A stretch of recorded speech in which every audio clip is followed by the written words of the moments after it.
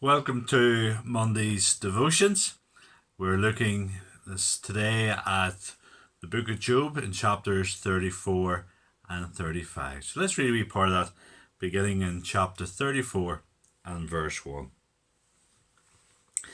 Then Elihu answered and said, Hear my words, you wise men, and give ear to me, you who know.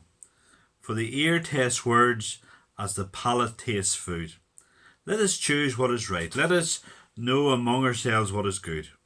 For Job has said, I am in the right, and God has taken away my right.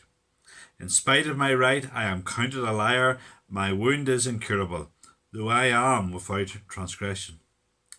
What man is like Job, who drinks up scoffing like water, who travels in company with evildoers, and walks with wicked men? For he said, It profits a man nothing that he should take delight in God. Therefore hear me, you men of understanding. Far be it from God that he should do wickedness, and from the Almighty that he should do wrong. For according to the work of a man he'll repay him, and according to his ways he will make it befall him. Of a truth God will not do wickedly, and the Almighty will not pervert justice. Who gave him charge over the earth, and who laid on him the whole world?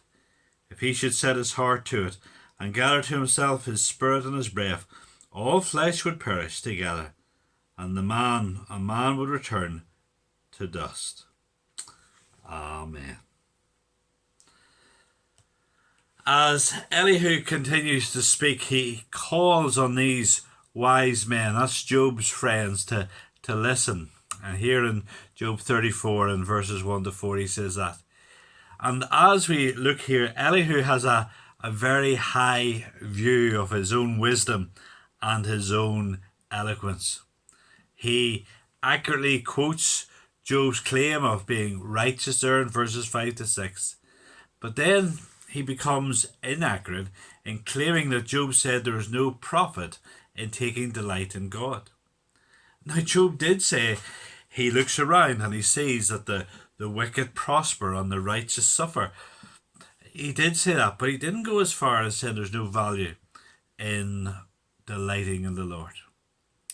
Elihu then speaks accurately and highly of the God who acts with justice and who doesn't do anything wrong, verses 10 to 12.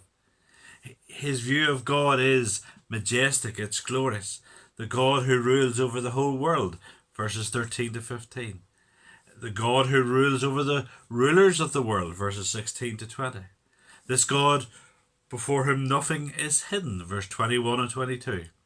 And this God who brings judgment on the wicked, verse 23 to 28. He goes on and speaks of how when God is quiet and when God doesn't condemn someone, no one else can do that. He speaks of how when God hides his face because of someone's sin, well, there's no one who can acquit that person, verses 29 and 30. So this is the God who decides what is right, what is wrong. This is a God who indeed pronounces judgment. And who can question God? Who can question what he has declared as being right? Elihu here is basically accusing Job of trying to bargain in regard to his own judgment in verses 31 to 33. And then finally he accuses Job of acting without insight and acting rebelliously.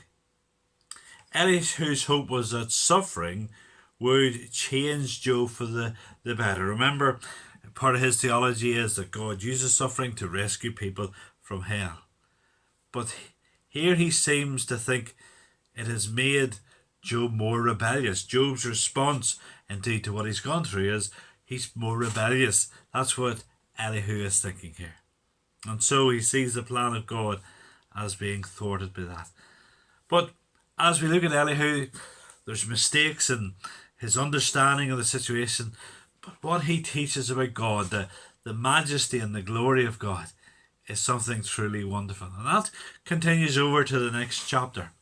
And in chapter 35, Elihu seeks to answer two questions which Job has raised. First of all, what value is there in being good?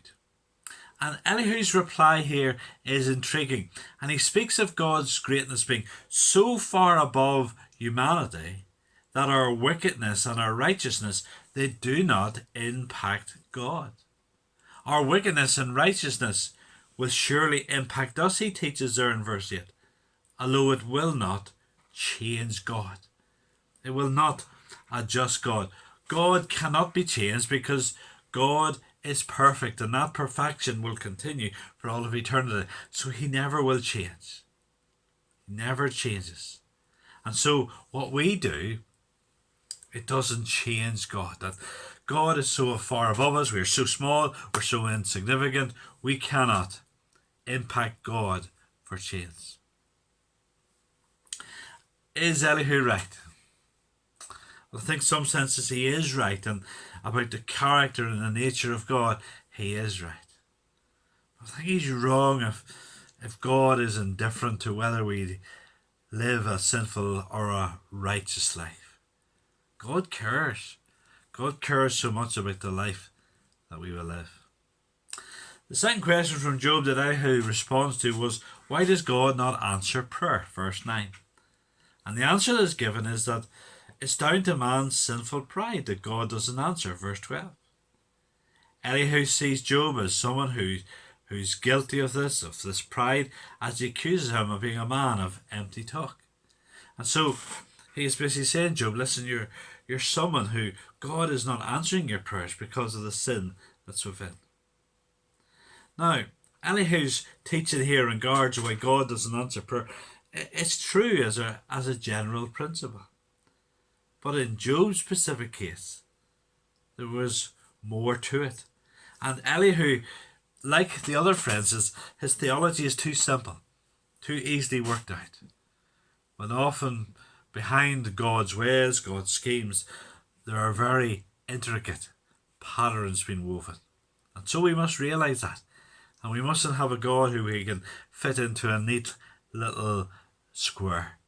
He's a glorious, majestic, holy, awesome God. Elihu was aware of that. But he is a God of grace and goodness as well. Amen.